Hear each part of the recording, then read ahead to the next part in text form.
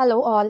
Today we are going to see how to create a company in Tally and also how to create simple ledgers in Tally. So let's not waste time. Let's start. So this is the starting point in Tally. So you have to just enter inside and it will start with creation of the company. Usually there will be a screen called Gateway of Tally. So any other way you can actually come to this option by clicking Alt and F3 button. So let's start with creating a company. So create a company. So I'm just going to give it as ABC Limited. You can give any company's name here, the mailing address. So let's just give abc@gmail.com.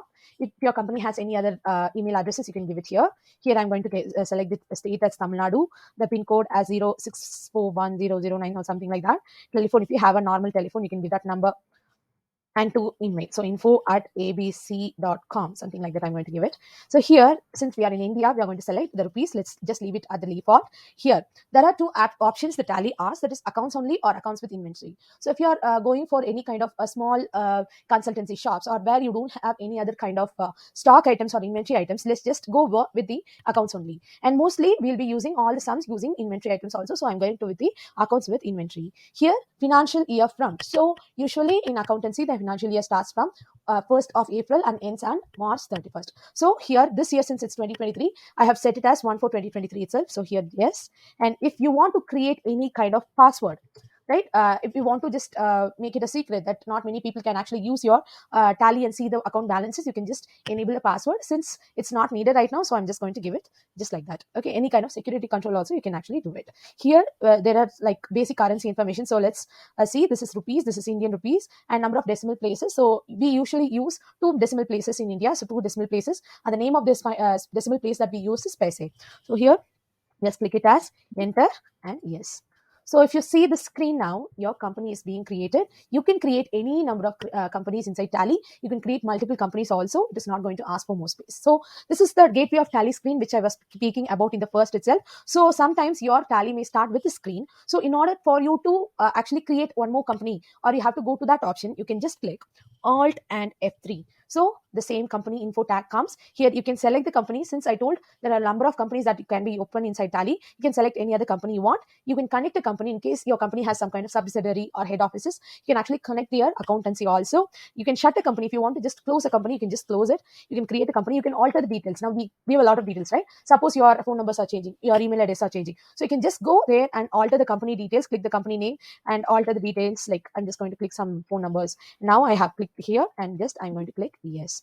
So now let's go back and change Tally Vault is nothing but securing the password, and all these backup restore and all the default options are given here. So go back in Tally, you have to always use escape button. So make sure when you're using the Tally, you use the keyboard alone and not the mouse. So it is more easier and it is more faster for people to use. And if you want to see the right, I mean any kind of shortcuts also you can see here. And here, if you just click on this date, you can actually enter the current date. This will be useful when you're entering vouchers and everything. This will be for the accounting period. This will be for the current account, I mean company info. And here F11 and F12 are the features and configurations. It's like the settings in your phone that you can actually enable or disable something if you want to. So let's just move on with creating ledgers. That is the starting of everything in accountancy, right? So we are going to create ledgers. So here, if you see, the default options are given. So ledgers will be under accounts info. So I'm just going to click accounts info. So either you can click accounts info, or you can just click the red highlighted alphabet D. So if you click A also in my keyboard, it will also go inside that. So here, if you see the groups, the group is nothing but if it's a fixed asset or if it's a current asset, something like that, we'll have groups inside accounts, right? You can actually create it yourself also, but in Tally there will be that will be in default also, so it's not a problem. Here there are ledgers, and here if you want to create a new voucher type, that also can be created. So I'm just going to click ledgers. So here we have two options. Either we can create ledger one by one. So they'll be useful for a company who has a lot of customers, who has a lot of creditors or debtors. They need not enter everything together. They can enter one by one whenever the customer comes. So that can be used. Here multiple ledgers can be used if you have a whole sum. Like now we are going to actually calculate the ledgers for the whole sum. So once you have all the details together, you can use this option. So now I'm going to create multiple ledgers in the problem that we saw it now. So I'm just going to click create and under all items. And now let's see what are the items that is to be created. So what is the first one? Purchases is purchases, and it will be under purchases only.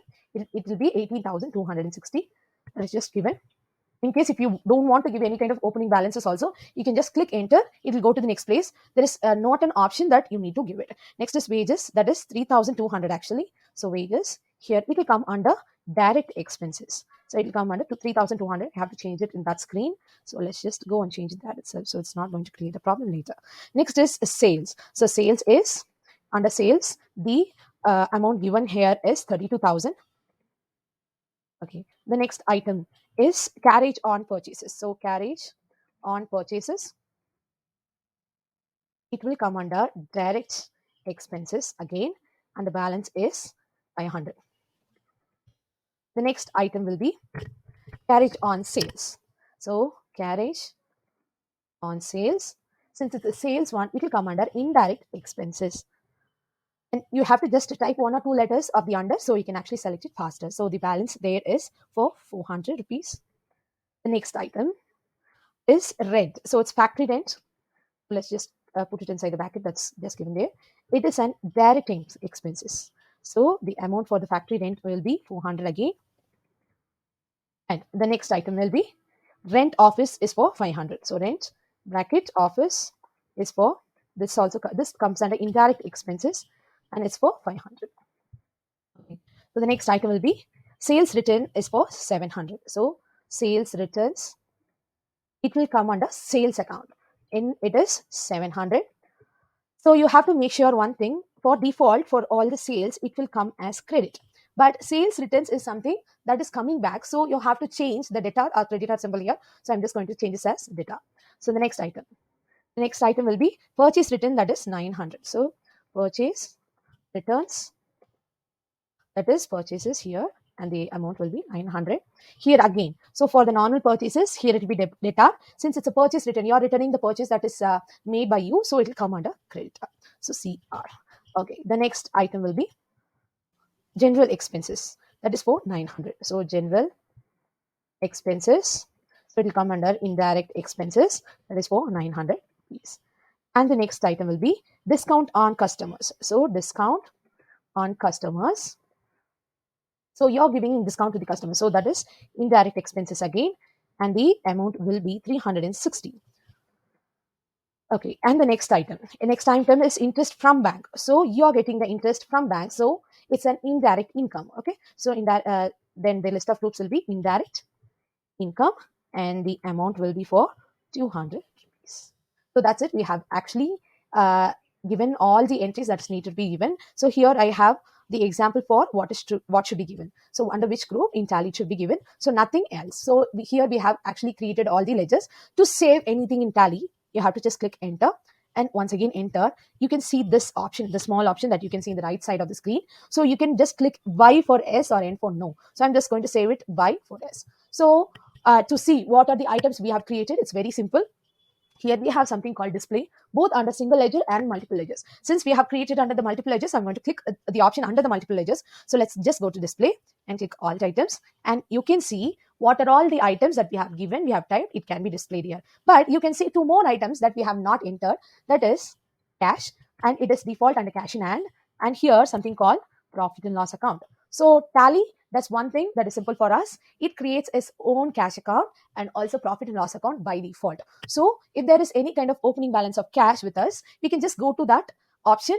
We can just click single ledger and click alter and click cash. Now, suppose if I want to give like 500 rupees or something, 1000 rupees, I can include the opening balance here. So it is actually imperative that there is no need for creating any kind of cash or profit and loss account or ledger in Tally. So this is how you create it. I'm just going back to the main screen API of Tally. Since we have created this, we are going to see what are the results. So in Tally, there is pre-planned results that is given here. Under the reports, we can see the company's balance sheet, profit and loss. If there is any kind of stock, you can see the stock summary and also any kind of ratio analysis. So I'm just going to click profit and loss account. See, we have the profit and loss account created with our net profit listed. So if you want any kind of detail, I want to see whether the purchase account is minus or sales account is deducted. So I'm just going to click pay. See, since we changed that credit or debit symbol here, it's sales minus sales returns. Here also purchases minus purchase returns, it's given clearly. So this is how you create a very simple company under Tally and also basic ledgers under Tally. Thank you for listening.